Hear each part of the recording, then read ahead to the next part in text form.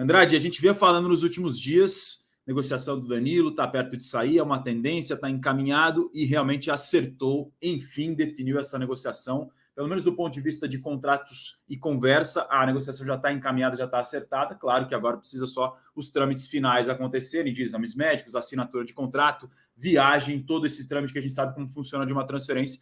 Mas o negócio está acertado, o acordo está fechado entre Palmeiras e Nottingham Forest pela venda do Danilo por 20 milhões de euros. O que na cotação de hoje, sexta-feira 13, que eu acabei de notar isso, inclusive só agora que eu acabei de notar isso, dá cerca de 110 milhões de reais. Era uma negociação que a gente já percebeu nos bastidores pelas informações que a gente tinha, que estava próximo de acontecer, e aqui algumas informações importantes.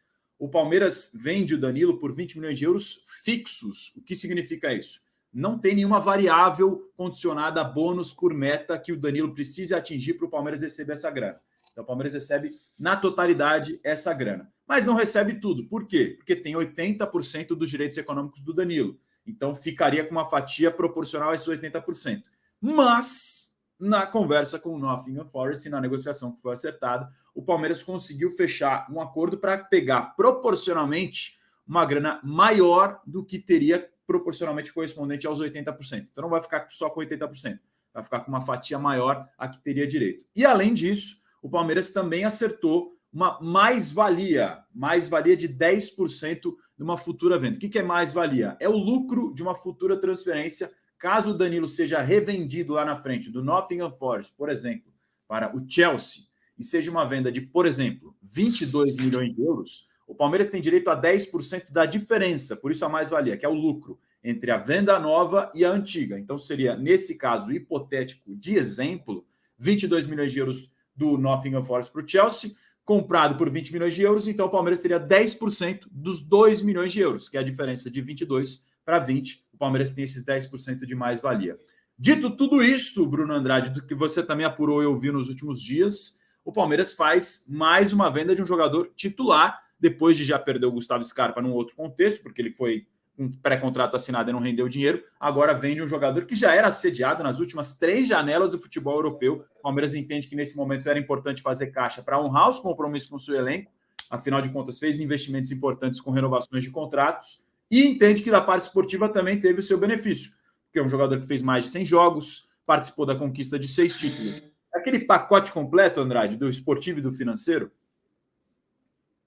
Bom, o Palmeiras ganha esportivamente com a saída do Danilo, sim, esportivamente, porque vai abrir espaço para novos jogadores, ganha financeiramente porque a proposta foi boa, 20 milhões de euros, tem essa questão também que você explica da mais-valia de 10%, e aproveito para lembrar que não existe mais-valia por um valor abaixo daquele que foi vendido, então se o Danilo for revendido por 19 milhões de euros, o Palmeiras não tem direito a nada, essa mais-valia não conta, e é importante segurar esses 10% de mais-valia. Melhor ainda seria se fosse a segurança, por exemplo, dos direitos econômicos, 10% dos direitos econômicos. Aliás, muitos clubes têm feito isso, mas mais-valia também é um ponto importante. Acho que boa parte dos clubes que vendem jovens jogadores ou segura uma porcentagem de mais-valia ou segura uma porcentagem dos direitos econômicos. Então, o Palmeiras é feliz nesse ponto. O Palmeiras segurou enquanto pôde o Danilo. É difícil já um jogador com 21 anos, um jogador que já passou pela seleção brasileira, que tem tudo para voltar a ser convocado para a seleção brasileira,